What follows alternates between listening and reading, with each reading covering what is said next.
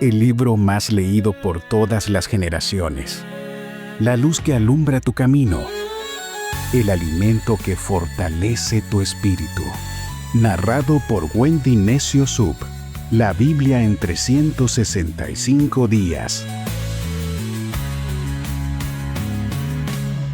4 de agosto, día 216 de este viaje de fe por la Biblia en 365 días. El tema que vamos a tratar hoy se llama Cuando no se consulta a Dios, de la reforma al desastre. Las lecturas que nos acompañan el día de hoy las encontramos en Segunda de Crónicas, capítulo 35, verso 1, hasta el capítulo 36, verso 23. Primera de Corintios, capítulo 1, versos del 1 al 17, Salmo 27, versos del 1 al 6, y Proverbios, capítulo 20, versículos 20 y 21. Querida comunidad de la Biblia en 365 días, hoy llegamos al cierre de otro libro, el libro de Crónicas. Vamos ya al 63.9% de nuestra meta y de nuestro reto de leer toda la Biblia en un año. La Biblia que nosotros leemos es la Nueva Traducción Viviente, que tiene un lenguaje más contemporáneo y más entendible. Hoy llegamos al cierre del libro de Crónicas, y aunque este libro comenzó con esperanza, con linajes, con promesas, termina con advertencias, termina con ruina, termina con exilio. La razón, una generación que comenzó bien, pero no terminó bien. Un rey justo como Josías, que no consultó a Dios y cayó. Un pueblo terco, que ignoró profeta tras profeta, hasta que fue demasiado tarde. Hoy vamos a hablar de algo más peligroso que el pecado, la obediencia sin discernimiento, de hacer lo correcto, pero sin consultar a Dios, de construir por años y perderlo todo en un solo día. Porque sí, Josías restauró la Pascua, hizo lo bueno, pero luego peleó una batalla que no era suya y murió. Judá tenía el templo, pero no tenían un corazón obediente. Así cayó la ciudad, el altar, el muro y todo. Una vida sin oración puede llevarnos directo al desastre. La desobediencia no siempre se ve como rebeldía. A veces solo es hacer lo correcto en el tiempo incorrecto. Y aunque el libro termina en ruinas, también termina con un rayo de gracia, con Ciro, el rey de Persia, y declara que el templo será reconstruido. Este último versículo parece susurrarte a ti que estás escuchando con un corazón quebrantado. Aunque lo perdiste todo, Dios aún puede empezar contigo otra vez. Y quiero compartirte el testimonio de Rocío desde Canadá. Rocío es una dominicana que vive en Canadá y que nos recuerda que Dios promete y Él cumple. Su historia es una promesa hecha realidad. Desde adolescente, Rocío fue diagnosticada con un síndrome muy poco común que afectaba su posibilidad de tener hijos biológicos. A pesar de ese diagnóstico, ella sabía que Dios tenía un plan perfecto. Ella y su esposo tenían claro que la adopción sería parte de su historia, pero nunca imaginaron que sería el primer camino para convertirse en padres. En enero, aplicaron al sistema de adopción en Canadá, sabiendo que podía tardar años. Les dijeron mínimo 4 años y sin garantías. Pero en marzo, solo 2 meses después, los llamaron. Había un niño de 14 meses que parecía encajar perfectamente con ellos, aunque ni siquiera habían terminado todo el proceso. Lo conocieron, lo visitaron y 2 semanas después ya estaba en casa como niño de acogida. Aunque ellos no estaban listos, Dios sí lo estaba y proveyó todo lo necesario para recibirlo, emocional, legal y espiritualmente. En junio, el mes de las promesas cumplidas, firmaron oficialmente la adopción y ese niño ahora lleva un segundo nombre, Samuel. Porque, como dijo Rocío, por este niño oré y Dios me dio lo que pedí. Ella escribió esto para quienes aún esperan un milagro. Este testimonio es para las Elizabeth, dice, y para las Ana, que aún están esperando. Dios no se tarda, Dios prepara el camino. Y cuando confías en Él, los caminos imposibles se vuelven milagros. Y nos dejó una frase que quiero que todas las Elizabeths y las Anas guarden en su corazón. Mateo capítulo 7, verso 8. Pues todo el que pide, recibe. Todo el que busca, encuentra. Y a todo el que llama, se le abrirá la puerta. Hermosa Rocío, gracias por inspirarnos, gracias por recordarnos que la adopción es el reflejo de amor más puro, ese que Dios tuvo al hacernos a nosotros sus hijos. Y a ti que estás escuchando, no dejes de orar, no dejes de creer, porque lo que Dios tiene para ti llega justo a tiempo. Acompáñame en una oración. Señor, no queremos correr sin dirección ni pelear batallas que tú no nos enviaste a pelear. Líbranos de esa obediencia apresurada, de hacer las cosas sin discernimiento, del orgullo que actúa sin consultar. Enséñanos a esperar tu sí, a reconocer tu no, a discernir tu tiempo y a no impacientarnos. Si hemos fallado, si ya caímos, si destruimos lo que tomaste años en edificar, abre una puerta, así como abriste la puerta con Ciro, y restaura todo lo que se ha perdido. Porque creemos que contigo la historia nunca termina en ruinas. Tú eres un Dios que reconstruye. Tú eres mi luz y mi salvación. No tengo nada que temer. Oro en el nombre de Jesús. Amén. Te pido que tomes tu Biblia, tu lapicero, tu cuaderno, te pongas tu escudo de la fe, le pidas al Espíritu Santo que te hable. Comenzamos. Segunda de Crónicas, capítulo 35. Josías anunció que se celebraba la Pascua del Señor en Jerusalén. Entonces se sacrificó el Cordero de la Pascua el día 14 del primer mes. Josías también asignó a los sacerdotes sus responsabilidades y los animó en su trabajo en el templo del Señor. Dio esta orden a los levitas, quienes enseñaban a todo Israel y quienes habían sido apartados para servir al Señor. Pongan el arca sagrada en el templo que construyó Salomón, hijo de David, rey de Israel. Ustedes ya no tienen que seguir cargándola de un sitio a otro sobre sus hombros. Ahora dediquen su tiempo a servir al Señor su Dios y a su pueblo Israel. Preséntense para su turno según las divisiones de la familia de sus antepasados, de acuerdo con las instrucciones del rey David, de Israel y de las de su hijo Salomón. Luego, preséntense en el santuario, en el lugar designado para su respectiva división de familia, y ayuden a las familias que les hayan sido asignadas. Cuando éstas traigan sus ofrendas al templo, maten los corderos de la Pascua, purifíquense y prepárense para ayudar a los que lleguen. Sigan todas las instrucciones que el Señor dio por medio de Moisés. Después Josías proveyó 30,000 corderos y cabritos para las ofrendas de la Pascua del pueblo, junto con 3,000 cabezas de ganado. Todos eran de rebaños y de las manadas del rey. Los funcionarios del rey también hicieron contribuciones voluntarias al pueblo, a los sacerdotes y a los levitas. Hilcías, Zacarías y Jehiel, administradores del templo de Dios, dieron a los sacerdotes 2,600 corderos y cabritos y 300 cabezas de ganado como ofrendas de la Pascua. Los jefes de los levitas, Conanías y sus hermanos Semaías y Natanael, al igual que Asabías, Jehiel y Josabat, dieron 5,000 corderos y cabritos y 500 cabezas de ganado a los levitas para sus ofrendas de la Pascua. Cuando todo estaba listo para la celebración de la Pascua, los sacerdotes y los levitas ocuparon sus lugares, organizados según sus divisiones, tal como el rey lo había ordenado. Luego, los levitas mataron los corderos de la Pascua, presentaron la sangre a los sacerdotes, quienes la rociaron sobre el altar, mientras los levitas preparaban a los animales.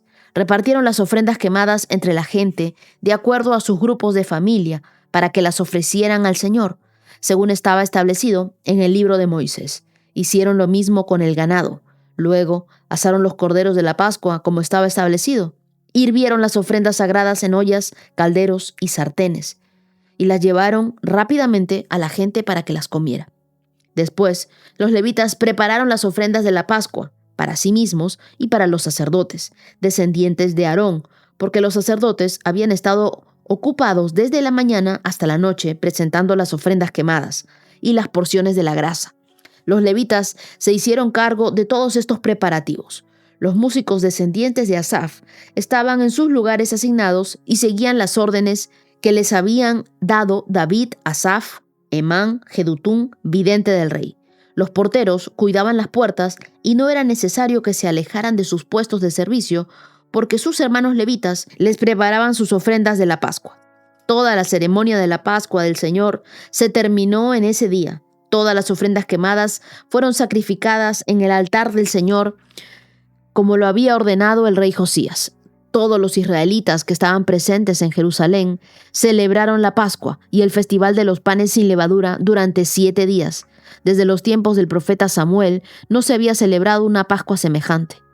Ninguno de los reyes de Israel jamás había celebrado la Pascua como lo hizo Josías, que hizo participar a todos los sacerdotes y levitas, y a todo el pueblo de Jerusalén, y a la gente de todo Judá e Israel.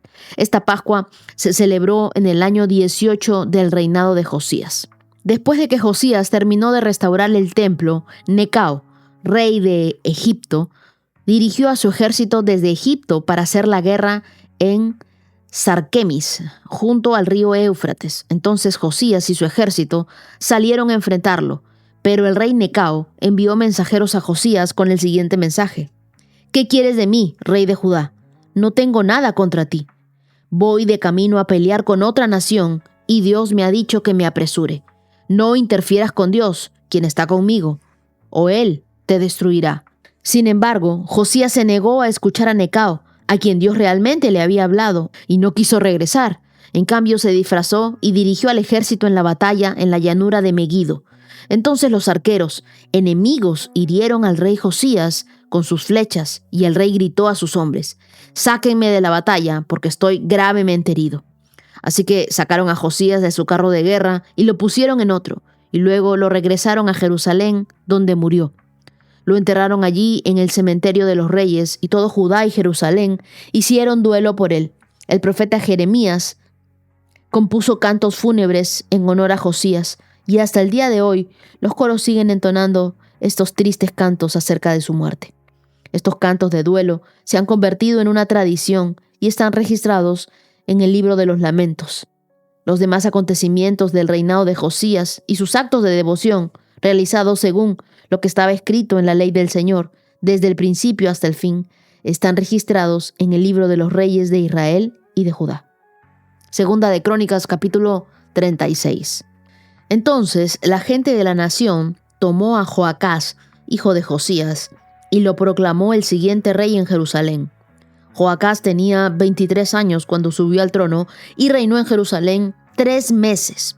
Luego fue quitado por el rey de Egipto, quien exigió que Judá pagara un tributo de 3,400 kilos de plata y 34 kilos de oro. El rey de Egipto puso en el trono a Eliakim, hermano de Joacás, para que fuera el siguiente rey de Judá y de Jerusalén. Le cambió el nombre a Joacim. Después, Necao se llevó a Joacás a Egipto como prisionero. Joacim tenía 25 años cuando subió al trono y reinó en Jerusalén 11 años. Él hizo lo malo a los ojos del Señor su Dios. Luego, el rey Nabucodonosor de Babilonia fue a Jerusalén y la conquistó.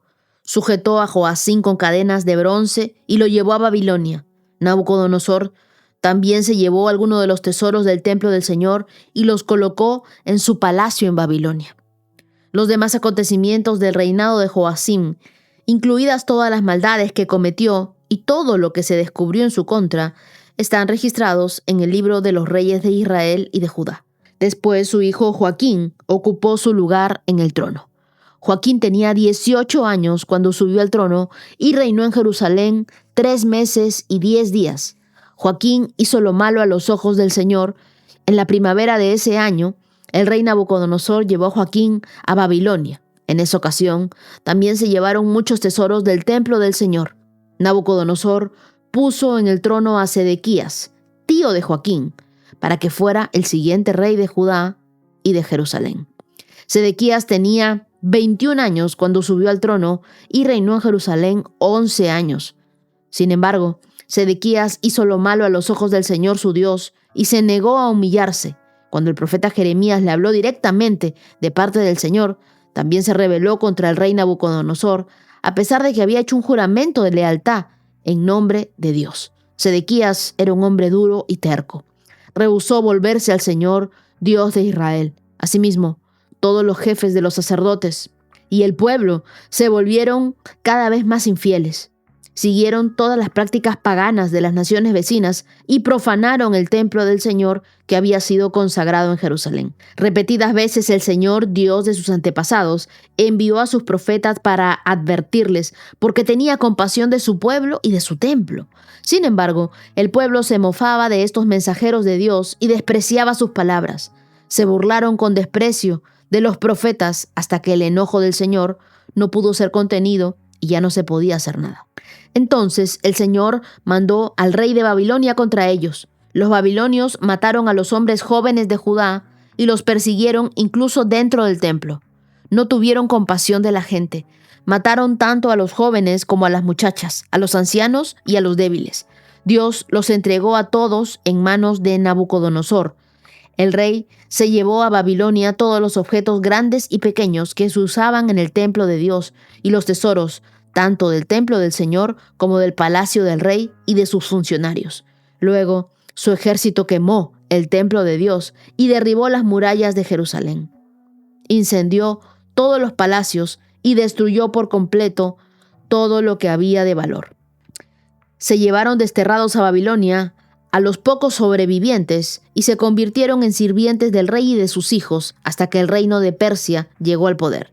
Así se cumplió el mensaje del Señor anunciado por medio de Jeremías. La tierra finalmente disfrutó de su tiempo de descanso y quedó desolada hasta que se cumplieron los 70 años, tal como el profeta había dicho. En el primer año de Ciro, rey de Persia, el Señor cumplió la profecía que había dado por medio de Jeremías. Movió el corazón de Ciro a poner por escrito el siguiente edicto y enviarlo a todo el reino. Esto dice Ciro, rey de Persia: El Señor, Dios del cielo, me ha dado todos los reinos de la tierra. Me encargó construirle un templo en Jerusalén que está en Judá. Cualquiera que pertenezca a su pueblo puede regresar para realizar esta tarea y que el Señor su Dios esté con ustedes. Y hoy llegamos al fin del libro de Segunda de Crónicas. En este cierre del libro de Segunda de Crónicas somos testigos de un contraste desgarrador.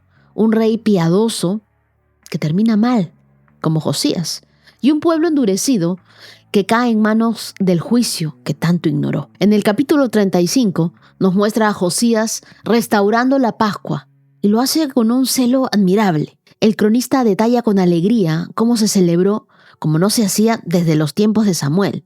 Pero en el verso 20 el tono cambia drásticamente. Josías se lanza a una batalla contra Necao, el rey de Egipto, ignorando una advertencia que venía de parte de Dios. Nos dice el verso 22. Sin embargo, Josías se negó a escuchar a Necao, a quien Dios realmente le había hablado, y no quiso regresar. En cambio, se disfrazó y dirigió al ejército en la batalla en la llanura de Megido. ¿Qué sucedió? Muere. ¿Qué pasó? ¿Cómo un rey tan entregado, tan amante de Dios, de la Biblia, termina así? Y aquí está una de las lecciones más profundas de este capítulo. La pasión sin discernimiento espiritual puede llevarnos directo al desastre.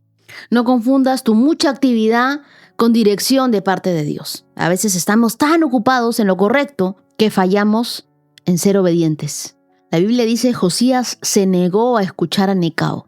Él no quiso hacer lo noble, no quiso defender su tierra, pero no consultó, no preguntó, no discernió, se adelantó y finalmente cayó. El peligro no es solo el pecado, es actuar fuera del tiempo y del diseño de Dios. Hoy en día podemos estar haciendo lo bueno, aparentemente, sirviendo, ayudando, predicando, liderando, pero si no consultamos con el Espíritu Santo, corremos el riesgo de pelear batallas que nunca debimos enfrentar. Después de Josías, en 2 de Crónicas 36, se describe una rápida decadencia. Joacás, Joacín, Joaquín y Sedequías. Todos hicieron lo malo a los ojos del Señor. El pueblo, los líderes, los sacerdotes, todos se burlaban del mensaje de los profetas. Dios envió mensajeros una y otra vez y lo hizo por compasión, es lo que nos dice el verso 15, pero ellos rechazaron la corrección de Dios. Y así fue. Nabucodonosor arrasó con Judá, quemó el templo, destruyó los muros y se llevó al pueblo cautivo. ¿Cómo fue posible llegar tan lejos si Dios les habló tantas veces? Porque no basta con leer la Biblia, hay que rendirnos a ella. No basta con llorar en la adoración, hay que obedecer día a día. El juicio de Dios no vino de un día para otro, fue la acumulación de muchas advertencias ignoradas. Hace poco me escribía un oyente y me preguntaba, me gustaría visitar ese templo tan maravilloso que construyó Salomón. Lamentablemente le dije, ese templo ya no existe. Y hoy leemos el momento en el que ese templo se destruyó. Salomón tardó 7 años en construir el templo de Dios.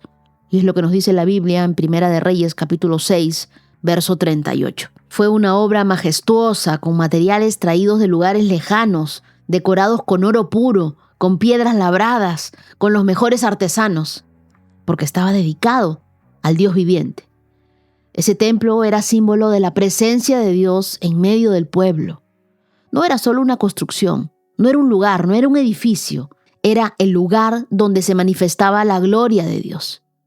¿Y cuánto tiempo se tardaron en destruirlo? Los babilonios lo destruyeron en un solo día.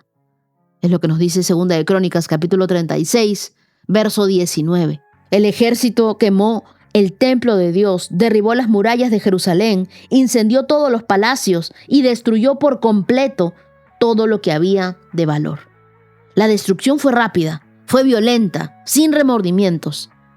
Todo lo que tomó años edificar fue reducido a cenizas en cuestión de horas. De esto aprendemos 2 grandes enseñanzas.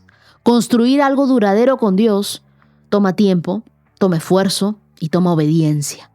Destruirlo solo requiere descuido, pecado y orgullo.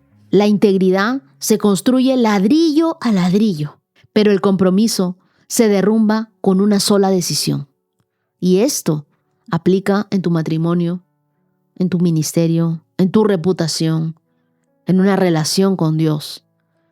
Lo que te tomaste años cultivando en oración puede desmoronarse con un solo acto de desobediencia. Finalmente el libro termina con un rayo de esperanza. Ciro, el rey de Persia, declara que Dios le ha encomendado reconstruir el templo en los versos 22 y 23 de Segunda de Crónicas, capítulo 36. Aquí el cronista muestra que, aunque todo parecía perdido, Dios siempre tiene la última palabra. Este final es una promesa para ti que sientes que lo arruinaste, que por una decisión, por una desobediencia o por una cadena de errores perdiste todo. No olvides, Dios disciplina, pero también redime. Él puede usar un Ciro para restaurarte cuando tú decides volver a Él con todo tu corazón. La última frase del libro de Segunda de Crónicas es: y que el Señor su Dios esté con ustedes. Así que aquí aprendemos muchas cosas. Debemos consultar antes de actuar, antes de responder ese mensaje, antes de iniciar ese proyecto, antes de decir sí. Haz una oración y pregunta: Espíritu Santo, ¿es tu tiempo? ¿Es tu batalla? ¿Debo ir? Evalúa si lo que tú estás haciendo está alineado a la voluntad de Dios. Vuelve al lugar donde perdiste el rumbo. ¿Qué palabra ignoraste? ¿Qué instrucción no seguiste? Tú sabes en qué momento le fallaste a Dios. ¿Por qué te alejaste? No nos hagamos los locos. No ignores las advertencias pequeñas. A veces un mensaje que parece incómodo, una corrección amorosa, un versículo que nos confronta, son las últimas alertas, las últimas notificaciones que Dios nos está enviando antes de que venga el caos. Escúchalas, por favor. Ora conmigo y di: Señor, quiero vivir con discernimiento, no solo con pasión. Enséñanos a consultarte todo para saber si es tu voluntad, antes de pelear, antes de hacer algo, a no correr sin dirección, a no endurecer nuestro corazón. Cada vez que tú nos hables, Dios, queremos escucharte. Ayúdanos a entender que no necesitamos que todos estén a nuestro favor. Solo necesitamos que tú estés con nosotros. Queremos ser recordados como reformadores y no como aquellos que tomaron malas decisiones. Oramos en el nombre de Jesús. Amén. Y hoy iniciamos una nueva lectura el libro de Primera de Corintios. El propósito de este libro es ofrecer soluciones a los problemas en la iglesia de Corinto y enseñar a los creyentes cómo vivir para Cristo en una sociedad corrupta. El autor es Pablo, el destinatario, la iglesia de Corinto. La fecha de la escritura, alrededor de los años 55 después de Cristo. Esta es una carta muy firme y también muy directa. En un lecho de césped, la piel de un camaleón se vuelve verde. Parado sobre el suelo, se transforma en color café. El animal cambia para coincidir con el ambiente. Muchas criaturas se adaptan a la naturaleza con el camuflaje que Dios les dio para ayudarlos a sobrevivir. Es natural acomodarse y adaptarse al medio ambiente. Sin embargo, los seguidores de Jesús son nuevas criaturas, nacidos de arriba y cambiados desde adentro, con valores y estilos de vida que confrontan al mundo y que chocan con la conducta aceptada. Los verdaderos creyentes no se amoldan muy bien al mundo. Los cristianos en Corinto luchaban con su entorno. Vivían rodeados de corrupción y de cada pecado concebible. Sentían la presión de adaptarse. Sabían que eran libres en Cristo. Pero, ¿qué significaba esa libertad? ¿Qué punto de vista debían tener sobre la idolatría o la sexualidad? ¿Qué debían hacer con respecto al matrimonio, las mujeres en la iglesia y los dones del Espíritu Santo? Estas no eran preguntas teóricas. La inmoralidad, la inmadurez espiritual, debilitaban a la iglesia. La fe de los creyentes era sometida a prueba en el crisol de la inmoralidad de Corinto, y algunos reprobaron el examen. Pablo se enteró de las luchas de los corintios y escribió esta carta para abordar sus problemas, para sanar sus divisiones y para contestar a sus preguntas. Los confrontó con su pecado y con su necesidad de tomar medidas correctivas para vivir una vida que agrada a Dios. Con esto en mente, comenzamos nuestra lectura de Primera de Corintios, capítulo 1. Yo, Pablo, elegido por la voluntad de Dios para ser un apóstol de Cristo Jesús, escribo esta carta junto con nuestro hermano Sóstenes. Va dirigida a la iglesia de Dios en Corinto, a ustedes que han sido llamados por Dios a ser un pueblo santo. Él los hizo santos por medio de Cristo Jesús, tal como lo hizo con todos los que en todas partes invocan el nombre de nuestro Señor Jesucristo, Señor de ellos y de nosotros. Que Dios, nuestro Padre, y el Señor Jesucristo les den gracia y paz. Yo siempre doy gracias a Dios por ustedes y por los dones inmerecidos que les dio ahora que pertenecen a Cristo Jesús. Por medio de Él, Dios ha enriquecido a la iglesia de ustedes en todo sentido, con toda elocuencia y todo conocimiento que tienen. Esto confirma que es verdad lo que les dije acerca de Cristo. Ahora tienen todos los dones del Espíritu Santo que necesitan mientras esperan con anhelo el regreso de nuestro Señor Jesucristo. Él los mantendrá firmes hasta el final para que estén libres de toda culpa el día de nuestro Señor Jesucristo vuelva. Dios lo hará porque Él es fiel para hacer lo que dice y los ha invitado a que tengan comunión con su Hijo Jesucristo, nuestro Señor. Amados hermanos, les ruego por la autoridad de nuestro Señor Jesucristo que vivan en armonía los unos con los otros, que no haya divisiones en la iglesia. Por el contrario, sean todos de un mismo parecer, unidos en pensamiento y propósito. Pues algunos de la casa de Cloé me contaron de las peleas entre ustedes, mis hermanos amados. Algunos de ustedes dicen, yo soy seguidor de Pablo, otros dicen, yo soy de Apolos, o yo sigo a Pedro, o yo sigo únicamente a Cristo. ¿Acaso Cristo está dividido en facciones? ¿Fui yo, Pablo, crucificado por ustedes? ¿Fue alguno de ustedes bautizado en el nombre de Pablo? Por supuesto que no. Agradezco a Dios que no bauticé a ninguno de ustedes en mi nombre. Ah, sí, también bauticé a los de la casa de Estéfanas, pero no recuerdo haber bautizado a nadie más. Pues Cristo no me envió a bautizar, sino a predicar la buena noticia, y no con palabras ingeniosas, por temor a que la cruz de Cristo perdiera su poder. La ciudad de Corinto era una metrópolis rica, estratégica, pero también corrupta. Estaba ubicada entre los dos puertos comerciales. Era tan famosa por su prosperidad como por su inmoralidad. De hecho, ser llamado un corintio en la época era equivalente a decir pervertido. A este lugar, tan cargado de cultura, de orgullo y de pecado, llegó Pablo con un mensaje disruptivo: Cristo crucificado. La iglesia de Corinto era una comunidad con dones espirituales, pero dividida en su corazón.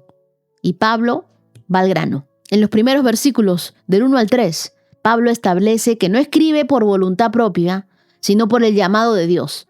Luego saluda a la iglesia en Corinto, pero no como pecadores reformados, ni como corintios confundidos. No, lo hace diciéndoles así: ustedes han sido llamados por Dios a ser su pueblo santo. Él los hizo santos por medio de Cristo Jesús, tal como lo hizo con todos los que en todas partes invocan el nombre de nuestro Señor Jesucristo, de ellos y de nosotros. Que Dios, nuestro Padre, y el Señor Jesucristo les den gracia y paz. Yo creo aquí que esta es la primera joya, la primera perla del libro de Corintios. La identidad en Cristo, que antecede a la corrección. Pablo los ve, pero no como lo que están haciendo mal, sino como quienes son el plan eterno de Dios. ¿Qué me enseña esto? Que Dios no te llama por tu pecado ni por tu condición. Él te llama por tu posición en Cristo y por quien tú eres para Dios. Así que antes de corregir a alguien, pregúntate: ¿yo lo estoy afirmando primero en su identidad en Cristo o me estoy yendo directo a insultarlo o a decirle lo mal que está? Pablo reconoce que esta iglesia estaba enriquecida en toda manera. Tenía dones, sabiduría, palabra y conocimiento. Era una iglesia carismática, influyente, activa. Pero había un problema profundo. Estaban divididos internamente. Tener dones no significa tener madurez. Pablo los elogia por su abundancia espiritual, pero ya prepara el terreno para confrontar su falta de unidad. En el verso 10 les dice: amados hermanos, les ruego por la autoridad de nuestro Señor Jesucristo que vivan en armonía los unos con los otros, que no haya divisiones en la iglesia. Por el contrario, sean todos de un mismo parecer, unidos en pensamiento y propósito. Aquí no era que ellos solo discutían, ellos estaban rasgando el cuerpo de Cristo por dentro. El motivo: las lealtades humanas. Verso 12 dice: algunos decían, yo soy seguidor de Pablo, otros dicen, yo soy de Apolos, y otros, yo soy de Cristo. ¿Suena conocido? En nuestros días esto se ve así: yo soy de tal iglesia, no, yo sigo a tal pastor, yo escucho a tal influencer cristiano. Y Pablo le responde con una pregunta demoledora. En el verso 13 dice: ¿acaso Cristo está dividido en facciones? Cuando la iglesia se divide por personas, pierde de vista a la persona. Cristo no se partió en pedazos. La cruz fue suficiente para todos. Yo creo que nosotros no hemos sido llamados a reflejar nuestra preferencia. Hemos sido llamados a reflejar a Cristo. Nadie merece que te pelees con otro. Revisa tus lealtades. ¿Sigues más a un predicador que escuchar la voz de Jesús?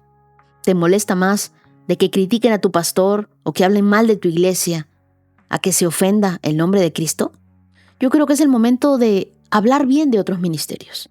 No participar de conversaciones que promueven divisiones. Ora conmigo hoy y di: Señor, yo quiero pertenecer a tu iglesia, una iglesia unida, no por estilos ni por nombres, sino por el poder de tu cruz. Sana cualquier división en mi corazón y líbrame de idolatrar personas, métodos, movimientos, que mi lealtad esté en ti y que donde haya crítica yo lleve honra. Donde hayan grietas, yo sea parte de la restauración. Oro en el nombre de Jesús. Amén. Salmo 27. El Señor es mi luz y mi salvación. Entonces, ¿por qué habría de temer? El Señor es mi fortaleza y me protege del peligro. Entonces, ¿por qué habría de temblar? Cuando los malvados vengan a devorarme, cuando mis enemigos y adversarios me ataquen, tropezarán y caerán. Aunque un ejército poderoso me rodee, mi corazón no temerá. Aunque me ataquen, permaneceré confiado. Lo único que le pido al Señor, lo que más anhelo, es vivir en la casa del Señor todos los días de mi vida, deleitándome en la perfección del Señor y meditando dentro de su templo. Pues Él me ocultará allí cuando vengan dificultades, me esconderá en su santuario, me pondrá en una roca alta donde nadie me alcanzará.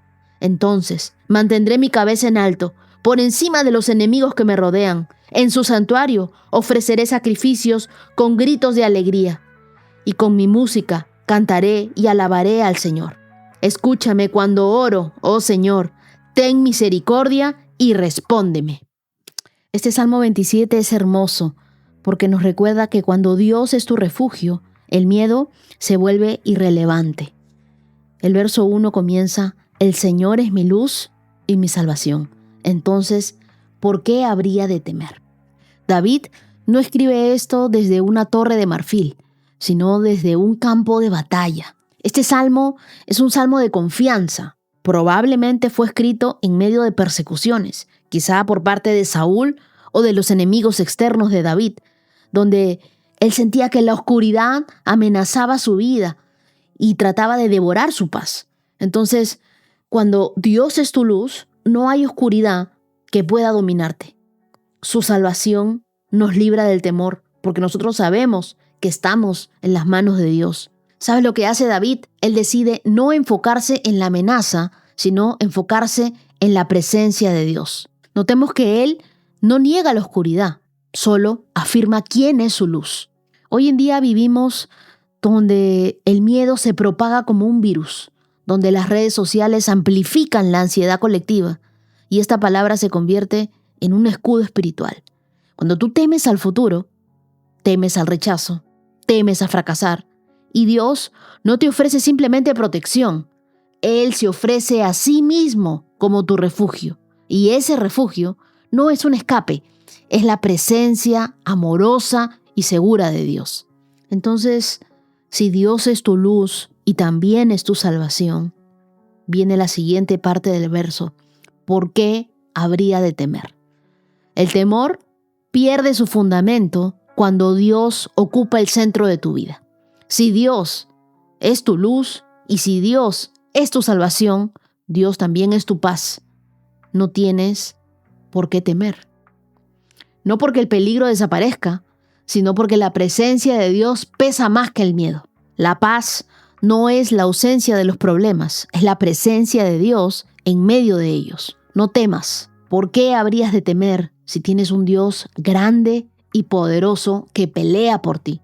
Luego en el verso 2, la Biblia nos dice: cuando los malvados vengan a devorarme, cuando mis enemigos y adversarios me ataquen, tropezarán y caerán.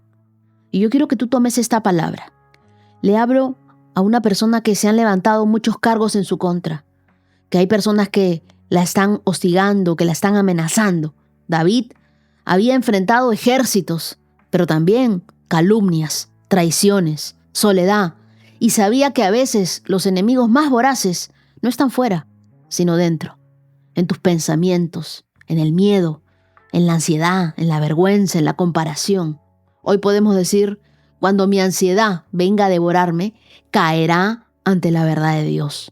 Me gustaría que me cuenten testimonios de cómo ha sido su día de ayer, caminando sobre sus problemas, pisando al enemigo y declarando tu victoria.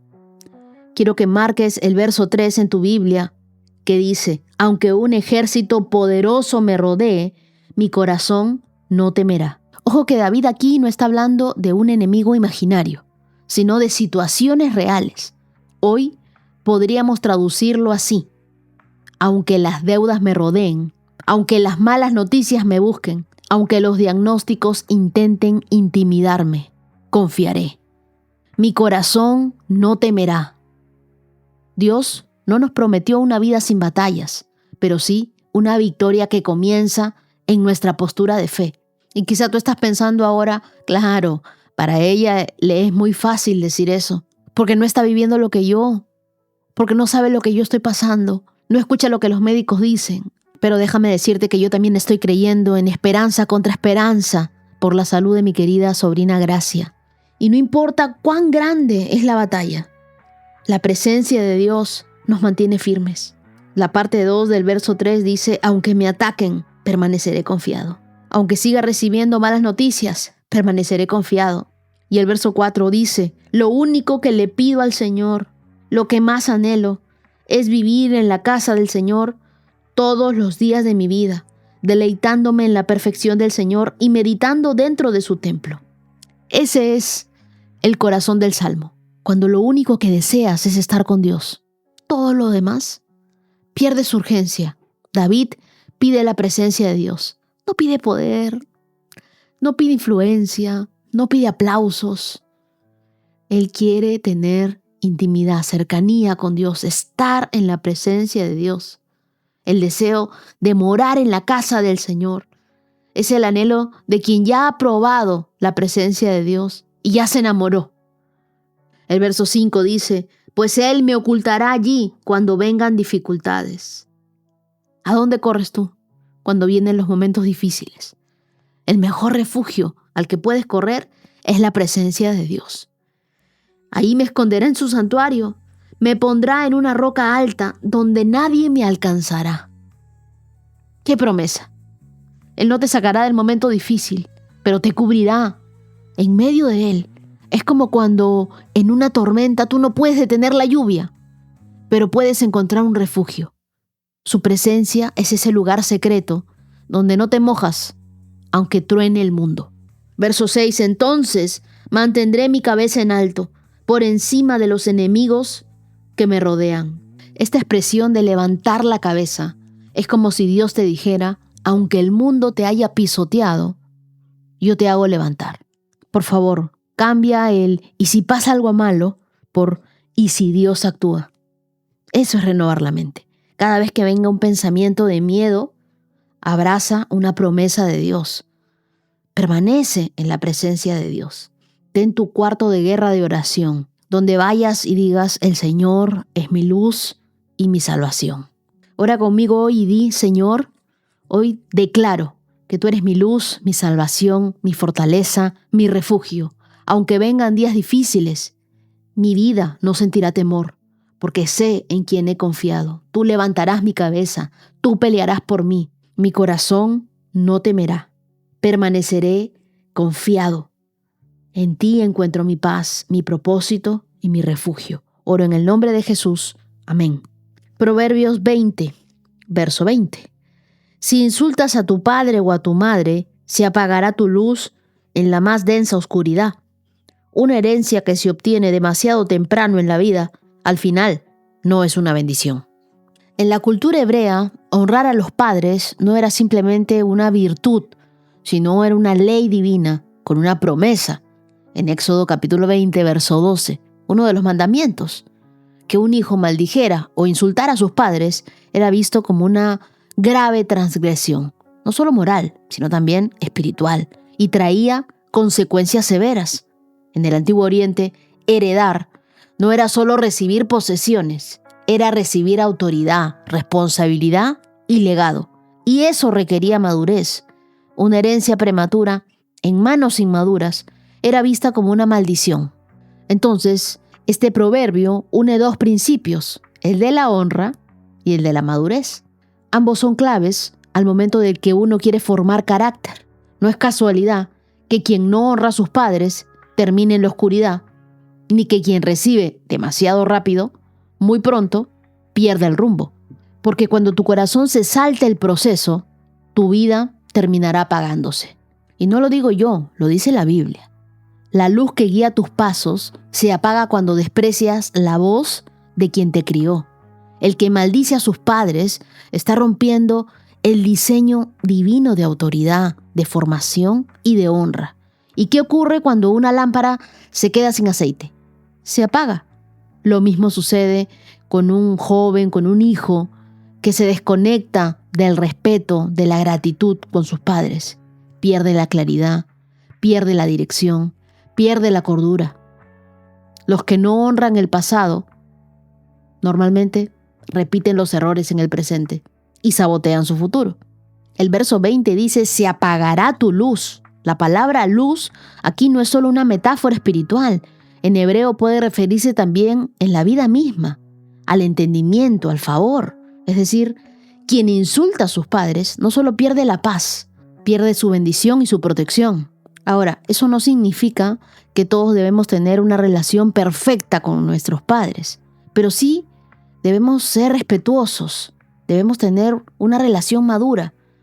No siempre puedes repetir su ejemplo, pero sí puedes honrar el rol que Dios les dio.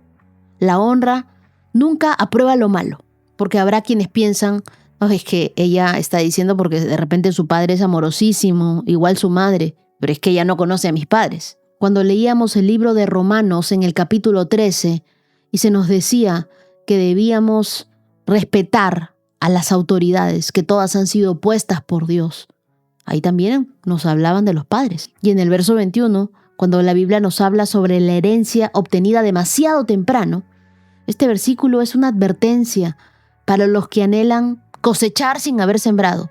El dinero fácil no existe. La fama, la influencia, sin haberse sometido antes a un proceso, a un servicio, toda bendición fuera del tiempo se convierte en un peso, no en un premio. Honra aunque duela. Si tus padres fallaron, ora por ellos. Perdona, sana, pero no vivas en el resentimiento, porque eso te hace daño a ti.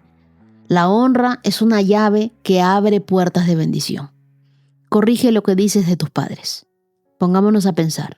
¿Tus palabras los menosprecian? ¿Los validas? Porque si no lo haces, eso apaga tu propia lámpara. Aún en el desacuerdo, nosotros podemos aprender a hablarnos con respeto. Ora conmigo y dile: Señor, enséñame a honrar el lugar donde me formaste. Aunque no siempre fue perfecto, tú estabas allí moldeando mi corazón, enseñándome. Líbrame de maldecir con mis palabras o mi actitud, el lugar donde tú me pusiste para ser formado. Ayúdame a esperar en el tiempo correcto para recibir lo que tú tienes preparado para mí. Yo no quiero herencias que me destruyan, yo quiero bendiciones que pueda sostener con un corazón maduro. Llévame por ese camino de respeto, de proceso y de carácter. Oro en el nombre de Jesús. Amén. Día 216. Check. Antes de cerrar este episodio, quiero agradecer profundamente a 3 mujeres que hoy abrazo con gratitud. María Delgadillo, Berta Vázquez y Carmen Aponte.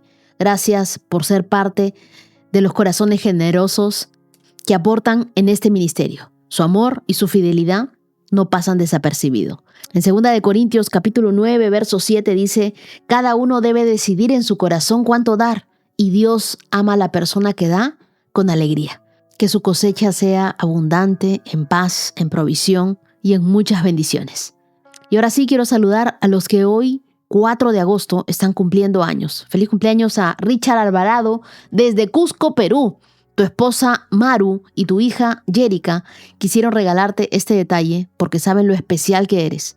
Gracias por buscar a Dios cada madrugada, por sembrar fe en tu hogar.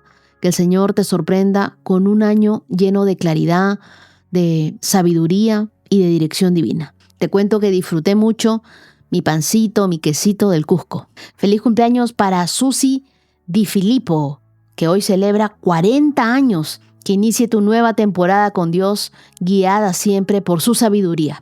Feliz cumpleaños a Andrés Benavides desde Cali.